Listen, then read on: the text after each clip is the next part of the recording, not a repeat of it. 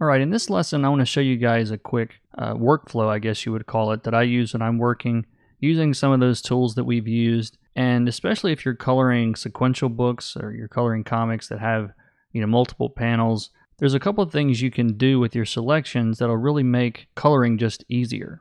Now, one quick disclaimer here. A lot of these tricks are really about speed, and if you're, on a deadline and you're coloring for publisher, you're having to do many pages a day, that's a really big deal, is to be efficient and to work as quickly as you can, along with, making sure that you're coloring well.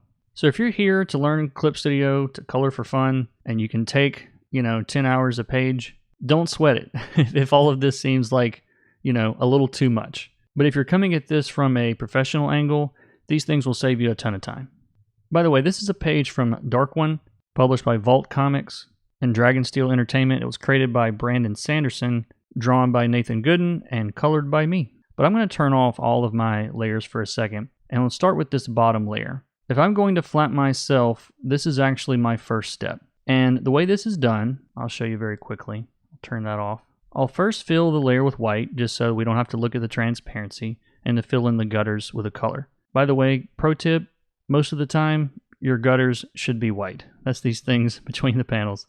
They get colored a lot. I see a lot of beginners coloring them. They should probably be white most of the time. So then I will select the rectangular lasso and select all of these panels.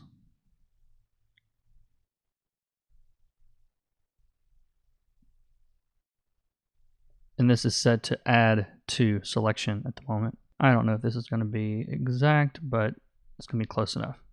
And fill it with a color. Doesn't matter what the color is. Then I'll switch to a different color and make sure that I check Apply to Connected Pixels Only on the Fill tool, because I don't want to change all of these panels. I just want to change one at a time. So I'm going to change the color to something else, fill it, change it, fill it, change it, fill it, change it, fill it, change it, fill it. So we end up with a layer that basically just has the panels in slightly different colors. You'll understand why I'm doing this in just a second.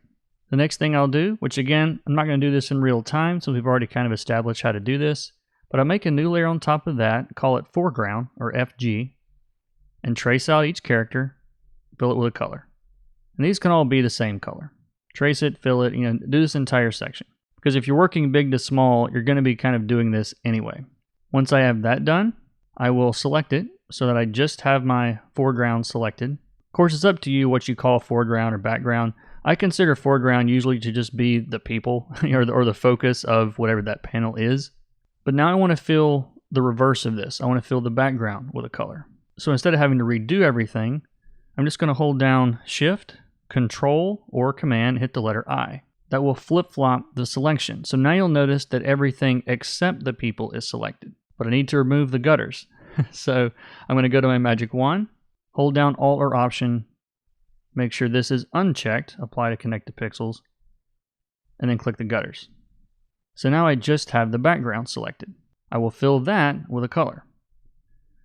So to recap quickly, we've got our panels all separated, we've got our background on a separate layer, and then we've got our foreground on a separate layer. Now at this point, to actually flat the rest of this, I would probably just turn off the inks, and then you can right click on a layer, or you can go up to the little 3-line menu here and click Merge Visible to New Layer. What this does, it's going to create one layer with all this information on it. This is what this looks like.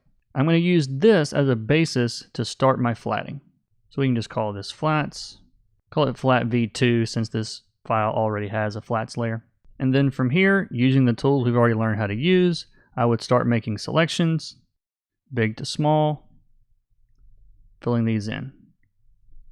Maybe we separate these, fill it in, and on and on. Same thing on the characters. Select the hair, fill it. Select the skin, fill it. Okay. At least if you're doing it manually. If the line art is clean enough that you can use the automatic tools, of course you could try that too. So let's just say that I flat this entire thing, and this is where I end up. So now you're thinking, okay, well, what was the point of all of these other layers here? These other layers are here to make selections easier.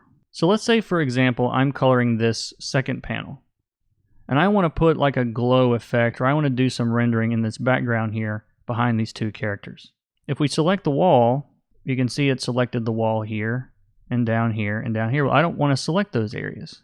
So I can quickly switch to my panels, make sure that intersect with selection is set on my magic wand, which mine stays there, and then click that panel. So it's intersecting between that original wall and the panel that we made down here. This saves a ton of time because now I can just make a layer and do all my rendering back here. Or maybe I want to do some lighting on the characters. Control click the picture of the foreground. I've got all my characters selected. I can pick a color, probably hide my selection first. So then it's just a matter of, grabbing a brush and painting. So let's say I want to darken him in this panel because I've got this light shining on the wall. I want to make sure he's actually darker than his skin is right now. Well, I can make sure I'm on my magic wand. Selection for referred layers is checked. Flats is a reference. I click his skin, his hair, and I start clicking all this stuff. It's a bunch of clicks, number one, and then it's still selecting all of this because I use the same colors. Jump down to my panels, refer to editing layer, click that selection inside. Now it's removed them from everywhere else. Now a faster way would have been to have my wand set to the editing layer, control click the foreground to select all the foreground, then go to my panels, grab panel 1. Now only this character is selected in this first panel. So those are a couple of just real world scenarios that show off some of those selection techniques we learned earlier. It'll save you a lot of time. With a little practice, will make you a whole lot faster. Let's move on to the next one.